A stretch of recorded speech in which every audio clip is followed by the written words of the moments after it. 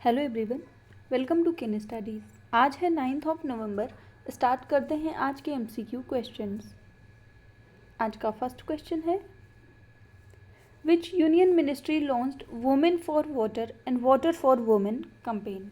आपसे पूछा जा रहा है किस केंद्रीय मंत्रालय के द्वारा महिलाओं के लिए पानी और पानी महिलाओं के लिए ये अभियान शुरू किया गया है। आपके ऑप्शंस हैं मिनिस्ट्री ऑफ जल शक्ति, ministry of housing and urban affairs, ministry of women and child development या फिर मिनिस्ट्री ऑफ एजुकेशन। आपको बताना है कि किस मंत्रालय ने इस अभियान को शुरू किया है।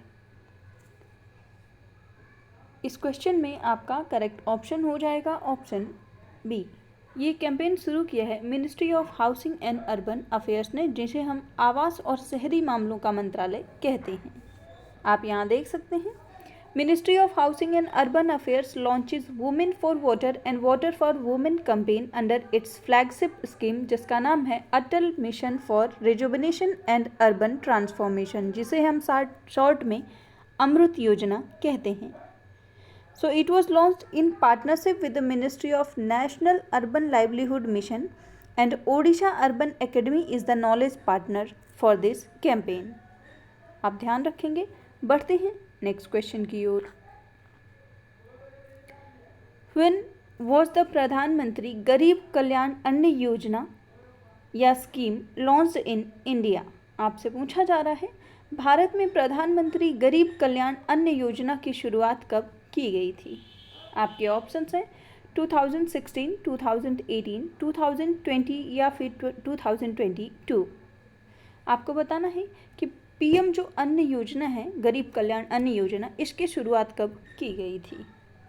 आपके ऑप्शन आपने देख लिए हैं और इस क्वेश्चन में आपका करेक्ट ऑप्शन हो जाएगा ऑप्शन सी।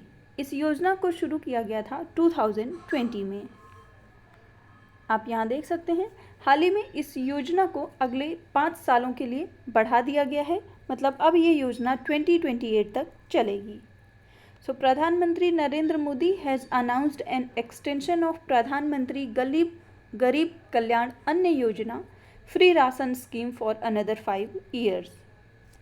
इस योजना की बात करें तो it was introduced in 2020 during the कोविड-19 pandemic to provide 5 kg free food grains to eligible ration card holders under the national food security act 2013। बढ़ते हैं नेक्स्ट क्वेश्चन की ओर। Which of the following ministries has launched स्वच्छ दिवाली शुभ Diwali campaign on 6 नवंबर 2023। आपसे पूछा जा रहा है निम्नलिखित में से किस मंत्रालय के द्वारा 6 नवंबर 2023 को स्वच्छ दिवाली शुभ दिवाली अभियान शुरू किया गया है। आपके ऑप्शंस हैं ministry of housing and urban affairs, rural development ministry, agriculture and farmers welfare ministry या फिर मिनिस्ट्री ऑफ होम अफेयर्स। आपको बताना है कि स्वच्छ दिवाली शुभ दिवाली अभियान ये किस मंत्रालय के द्वारा शुरू किया गया है और इस क्वेश्चन में आपका करेक्ट ऑप्शन हो जाएगा ऑप्शन ए। इस कैंपेन को शुरू किया है ministry of housing and urban affair ने। आप यहाँ देख सकते हैं स्वच्छ दिवाली शुभ Diwali campaign has been launched by the Housing and Urban Affairs Ministry on 6th November 2023 under the Swachh Bharat Mission Urban 2.0 and it will continue till 12th November 2023. The campaign's concept emphasizes how important it is to have a clean and eco-friendly celebration. And the campaign is meant to create a sense of responsibility towards the environment and communities by encouraging people to buy locally produced goods। बढ़ते हैं next question की ओर। India will open a new consulate at which of the following places in USA। आपसे पूछा जा रहा है भारत द्वारा संयुक्त राज्य अमेरिका में निम्नलिखित में से किस स्थान पर एक नया वाणिज्य दूतावास खोला जाएगा।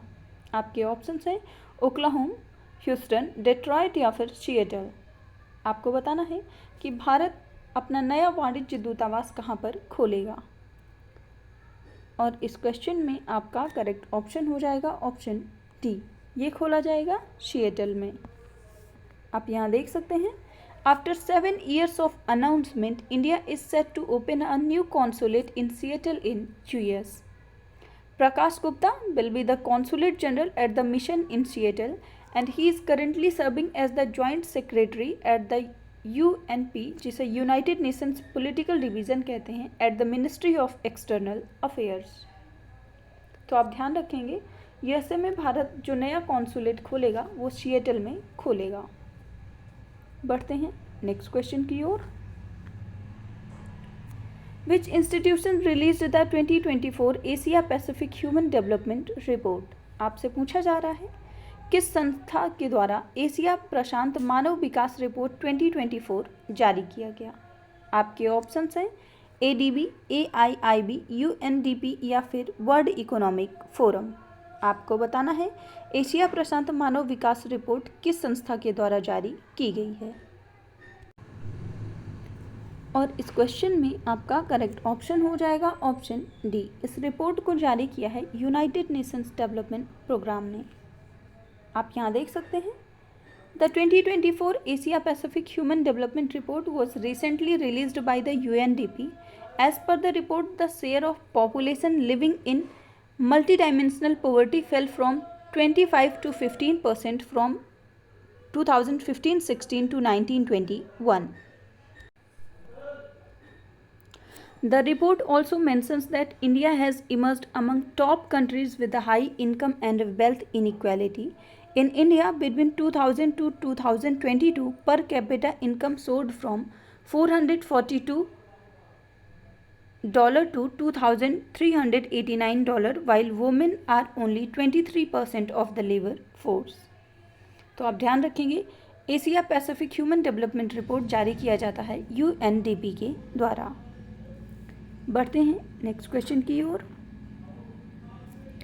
What is the theme of world radiography day 2023? आपसे पूछा जा रहा है प्रत्येक वर्ष मनाए जाने वाले जो विश्व रेडियोग्राफी दिवस है उसका विषय क्या है? आपके ऑप्शंस हैं radiographers at the forefront of patient safety, celebrating patient safety, the role of the radiographer in pandemic या फिर नन ऑफ दीज। आपसे इस वर्ष के लिए विश्व रेडियोग्राफी दिवस का विषय पूछा जा रहा है और इस क्वेश्चन में आपका करेक्ट ऑप्शन हो जाएगा ऑप्शन बी। इस वर्ष की थीम है सेलिब्रेटिंग पेशेंट सेफ्टी। आप यहाँ देख सकते हैं world radiography is observed each year on November 8 to commemorate the discovery of X radiation by Wilhelm Conrad Roentgen in 1895। तो आप ध्यान रखेंगे वर्ल्ड रेडियोग्राफी डे सेलिब्रेट किया जाता है 8 नवंबर को और इस वर्ष की थीम है सेलिब्रेटिंग पेशेंट सेफ्टी और इसका उद्देश्य है to honoring the field of radiography, acknowledge the crucial contributions of radiographers and emphasize the importance of medical imaging in contemporary healthcare. बढ़ते हैं नेक्स्ट क्वेश्चन की ओर। Recently, carbon border adjustment mechanism was in the news. It is associated with which one of the following organizations या institutions? आपसे पूछा जा रहा है हाल ही में कार्बन बॉर्डर एडजस्टमेंट मैकेनिज्म चर्चा में था। आपको बताना है कि ये किस संगठन या संस्था से संबद्ध है। आपके ऑप्शंस हैं आसियान, जिसे हम association of south east Asian Nations कहते हैं, अफ्रीकन यूनियन, यूरोपियन यूनियन या फिर एशिया पैसिफिक इकोनॉमिक कॉरपोरेशन।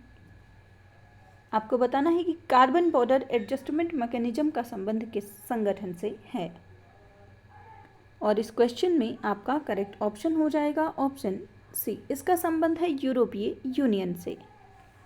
आप यहाँ देख सकते हैं during the ongoing transition phase of EU's carbon border adjustment mechanism, India is likely to accept the bloc's default values for calculating carbon emitted during production of identified polluting items, जिनमें शामिल है steel and aluminium in the country for the export to the reason.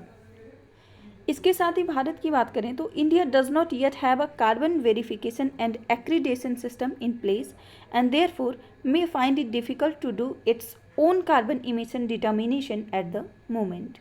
तो आप ध्यान रखेंगे carbon border adjustment mechanism जो है इसका संबंध है यूरोपीय यूनियन से। आज के करंट अफेयर सेशन में इतना ही। Thank you for watching. Do like, share and subscribe.